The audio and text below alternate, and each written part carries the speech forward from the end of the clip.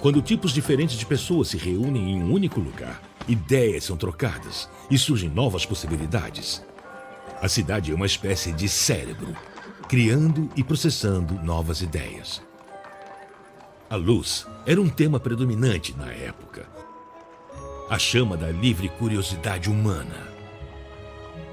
E a luz lançada pela Europa sobre reinos outrora ocultos em nosso planeta. A luz que permeava as pinturas da época, em especial o trabalho de Vermeer. E a luz como objeto de investigação científica. Gerações de comerciantes de tecidos utilizavam lentes para examinar o número de fios usados em suas mercadorias. Na Amsterdã da época, viviam 3 homens cuja paixão pela luz os inspirou a usar esse dispositivo antigo de uma forma totalmente diferente.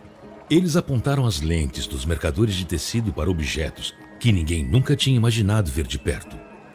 Eles abriram uma janela, uma abertura para encontrar e explorar novos mundos. Anthony van Leeuwenhoek usou uma única lente para revelar um populoso microcosmo numa única gota de água.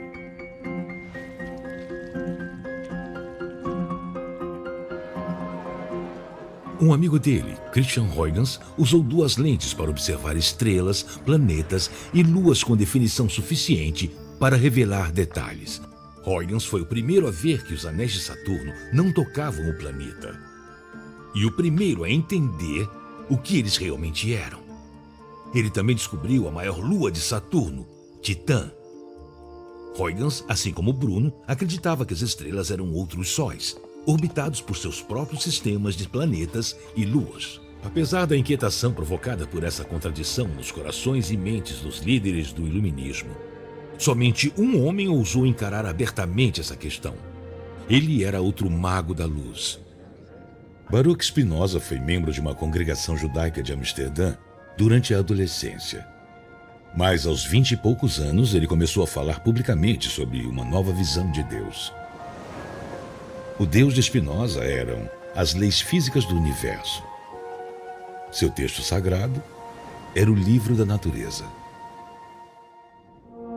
Os judeus de Amsterdã eram em sua maioria refugiados das terríveis inquisições na Espanha e em Portugal, onde muitos tinham sido torturados e mortos. Amsterdã tinha oferecido um refúgio aos judeus.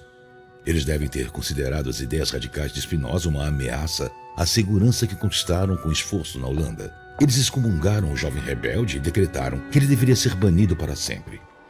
Spinoza aceitou a punição com dignidade, mas sem um vestígio sequer de submissão.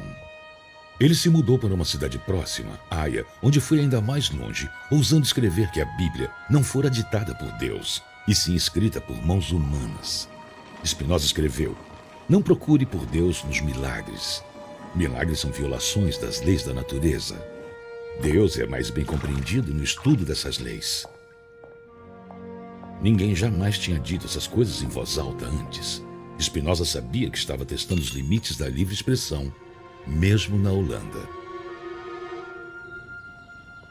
Na época, como hoje, alguns se sentiam ameaçados por essa visão de Deus.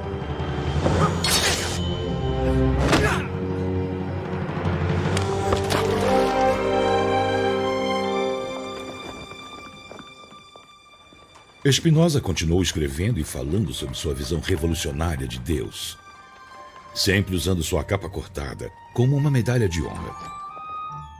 Ele morreu aos 44 anos, possivelmente como resultado de anos inalando partículas de vidro enquanto lixava lentes para fazer microscópios e telescópios. 250 anos depois, outro homem apaixonado pela luz fez uma visita ao pequeno escritório que tinha sido preservado como um testamento da grande influência da filosofia de Spinoza. Este homem, mundialmente famoso por descobrir uma nova lei da natureza, era muitas vezes indagado se acreditava em Deus. Albert Einstein respondia: "Eu acredito no Deus de Spinoza, que se revela na harmonia de tudo o que existe." O problema da criança muito inteligente, Maurílio, é que ela acaba caindo na droga. O problema é esse. Fala galera, sejam bem-vindos a mais uma aula de filosofia. Bom dia, boa tarde, boa noite, atmosfera fervente, boa noite mundo, boa noite os quatro cantos do planeta, moro? E hoje nós vamos dar sequência ao nosso conteúdo sobre a liberdade, examinando outras concepções que deslocaram o questionamento ao admitir que não interessa saber se somos livres ou não, mas como, baseando-se em determinantes e por meio deles, podemos exercer a nossa liberdade. Para isso, iniciaremos tratando hoje sobre um dos meus filósofos favoritos, Baruch Spinoza. Sei. Mas, obviamente, por se tratar de um filósofo que curto tanto, eu vou fazer aqui uma introdução maior sobre a sua vida, a fim de tornar as coisas um pouco mais interessantes. Por um breve, mas esplêndido tempo, no século XVII, a pequena e convicta nação da Holanda foi a tolerante anfitriã de muitos livres pensadores como Bailey, que se mudou para lá para ficar salvo, e René Descartes, que se mudou para lá também pelo mesmo motivo. E também foi o local de nascimento, um ano antes da denúncia de Galileu pela Inquisição, do filósofo Baruch Spinoza, que era filho de judeus espanhóis e portugueses, que haviam migrado para a Holanda para se livrar da perseguição da Inquisição desses países. Deus me defenderá. Em 27 de julho de 1656, os anciões da sinagoga de Amsterdã fizeram o seguinte sherem, ou condenação, concernente à obra de Spinoza. Com o julgamento dos anjos e dos santos, nós excomungamos, cortamos, amaldiçoamos e anatematizamos Baruch de Spinoza, com o consentimento dos anciões e de toda essa sagrada congregação, na presença dos livros sagrados, pelos 603 preceitos ali inscritos, com o anátema pelo qual Josué amaldiçoou Jericó, com a maldição que Eliseu impôs sobre as crianças, e com todas as maldições que estão escritas na lei. Maldito seja ele de dia e maldito seja ele de noite. Maldito seja ele no sono e maldito seja ele desperto. Maldito ao sair e maldito ao entrar. O Senhor não haverá de perdoá-lo. A ira e a fúria do Senhor estarão doravante acesas contra esse homem e farão recair sobre ele todas as maldições que estão escritas no livro da lei. O Senhor destruirá seu nome sobre o sol e o cortará pelos seus malfeitos de todas as tribos de Israel, com todas as maldições do firmamento que estão escritas nos livros da lei. Obviamente, primeiro, que o Vaticano e as autoridades calvinistas na Holanda aprovaram entusiasticamente essa histérica condenação judaica e aderiram à supressão da obra de Spinoza por toda a Europa. Ora, não tinha um homem questionado a imortalidade da alma e conclamado a separação de igreja e Estado? Fora com ele, então! Esse ridicularizado herege é atualmente creditado com a mais original obra filosófica já feita sobre a distinção entre mente e corpo, e suas reflexões sobre a condição humana forneceram às pessoas profundo consolo mais real do que qualquer religião, sinto dizer. Nos próprios termos expressos por Spinoza, ele é na verdade teísta, pois ele se afirma um crente em Deus. Mas a definição de Spinoza de um Deus manifesto por todo o mundo natural chega perto de definir a exclusão da existência de um Deus religioso. E se existe uma divindade cósmica pré-existente e difusa que é parte do que ela cria, então não sobra espaço para um Deus que intervém nos assuntos humanos, muito menos para um Deus que toma partido em viciosas guerras provincianas entre as diferentes tribos de judeus ou árabes, por exemplo. Que a pessoa, quando agride, ela tem um motivo dela para agredir. Jennifer Mitchell Hatch, no livro Dúvida, uma História, afirma que, tal como aconteceu com Newton e Galileu, baseando-se em Demócrito e Epicuro, filósofos gregos clássicos, descobrimos Spinoza projetando para diante na mente de Einstein, que respondeu a uma pergunta de um rabino declarando afirmativamente que acreditava apenas no Deus de Spinoza. E de maneira nenhuma, um Deus que se preocupa com os destinos e ações dos seres humanos. E se Einstein disse que acreditava no Deus de Spinoza, quem sou eu para dizer que o Einstein está errado, né? Brincadeira, gente. Eu digo, burro não é um cavalo dirigindo, burro é um cavalo no meio da pista. Spinoza desjudaizou seu nome, mudando para Benedito. Viveu mais 20 anos após o anátema de Amsterdã e morreu com extremo estoicismo, como consequência do pó de vidro que penetrou em seus pulmões. Foi uma carreira dedicada a polir e esmerilar lentes para telescópios e à medicina, uma atividade científica apropriada para alguém que ensinou os humanos a viver com mais acuidade. Todos os nossos filósofos modernos, embora muitas vezes inconscientemente, veem pelas lentes que Baruch Spinoza poliu. Escreveu Heinrich Heine também em Dúvida, uma História. As consequências que, de fato, Spinoza extraiu de sua teoria seguem, contudo, no sentido inverso das desventuras de sua vida, pois nos levam em direção a uma concepção inovadora da relação corpo e alma e de uma ética da alegria e da liberdade. Spinoza rejeita a concepção tradicional da liberdade como livre-arbítrio e recusa-se também a desvalorizar as paixões, desde sempre subordinadas à razão. Para compreender essa mudança, é preciso examinar o que Spinoza entende por natureza de Deus e do homem. Eu acho que esse cara é louco. Ele é mesmo viruto. Tu tá tirado. Para Spinoza, Deus não é um ser transcendente, separado de sua criação, como tradicionalmente é aceito, mas substância que constitui o universo inteiro e não se separa daquilo que produziu. Todas as coisas são modos da substância infinita. Por isso, Deus é uma causa imanente de seus modos, entre os quais os seres humanos. Daí a conhecida expressão latina Deus sive natura, ou Deus ou natureza. Essa concepção costuma ser chamada de panteísmo. É mesmo, é? Spinoza afirma, além da existência necessária de Deus, que tudo que pode seguir-se da natureza divina, seus modos, por exemplo, deve ocorrer necessariamente, ou seja, não podem acontecer de outra forma. Por isso, milagres ou qualquer outras coisas que burlem as regras da naturalidade não podem ser coisas divinas, porque Deus joga de acordo com as regras da natureza. Agora fiquei na dúvida. Em outro momento, define as ações livres como aquelas que são determinadas apenas pela sua lei própria da natureza. Portanto, para o filósofo, os conceitos de determinismo e de liberdade não são incompatíveis. Nesse sentido, podemos falar sobre uma liberdade spinozana ou spinoziana, centrada no fato de que Spinoza não negava a causalidade interna, ou seja, o determinismo, mas antes a considerava adequada para que o ser humano atinja sua essência. Então, em que sentido se poderia defender a liberdade como autodeterminação? Já que somos todos produtos de uma existência inserida em um ser divino que nos perpassa, por exemplo? Estou lhe respondendo, não sei. Para explicar esse processo, Spinoza afirma que todos os seres, em decorrência de sua ligação com os atributos divinos, têm uma potência natural de autoconservação chamada de conatus, uma tendência natural e espontânea para se conservar. Assim diz Spinoza em sua obra sobre ética. Toda coisa se esforça enquanto está em si para preservar no seu ser.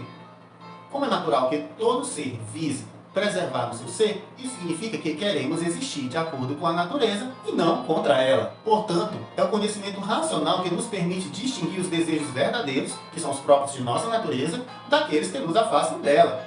Apenas se tivermos um conhecimento adequado de nós mesmos, poderemos nos tornar livres.